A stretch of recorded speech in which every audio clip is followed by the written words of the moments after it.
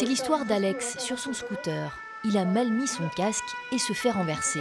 J'ai pensé que ça pourrait nous arriver aussi un jour et que donc ce sera... voilà. C'est très choquant aussi. Ouais, voilà, c'est très choquant.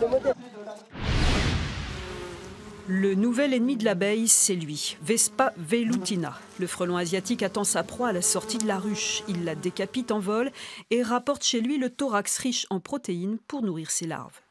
Chaque nid peut atteindre en un an jusqu'à 12 000 individus. Parmi eux, près de 500 adultes peuvent se reproduire. Résultat, à l'automne, la chasse aux nids est ouverte et les apiculteurs protègent leurs ruches comme ils peuvent.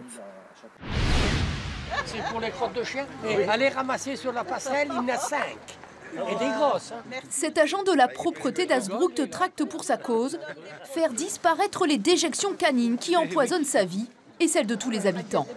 Pendant un mois, une campagne de publicité décalée réalisée par la ville va montrer des chiens poursuivis et engloutis par les aspirateurs du service propreté. Ils sont 45 célibataires à s'être inscrits à ce speed dating. Dans une envolée de cœurs, ils ont désormais 4 minutes pour séduire et entrer dans le vif du sujet. 89 ans.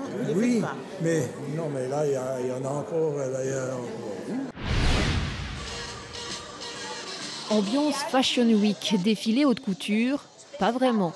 Ici, pas de podium, pas de tapis rouge, mais un plaisir palpable dans et devant le défilé. C'est très intéressant de voir toutes ces jolies demoiselles. Des demoiselles de 60 à 86 ans. Des mannequins d'un jour à l'aise dans leurs vêtements et fiers de le montrer. Stressé, mais tout va bien. Tout va bien. Toujours aussi prolixe, Vladimir Cosma puise son imaginaire musical dans ses racines roumaines. La flûte de Pan dans Le Grand Blond ou même dans La Gloire de mon père, il y a un parfum qui vient d'ailleurs. Et c'est ça peut-être qui donne un peu le parfum et la particularité de ce que je fais. Et si vous oubliez complètement vos racines pour vous intégrer dans une espèce d'alchimie totale comme ça, ça devient un peu neutre, un peu impersonnel.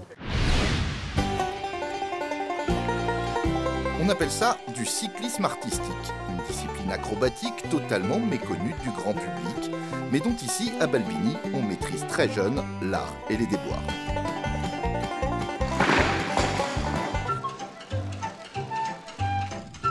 En Rhône-Alpes, ce sport compte à peine 80 licenciés. Mais une grande partie se trouve ici, dans la Loire.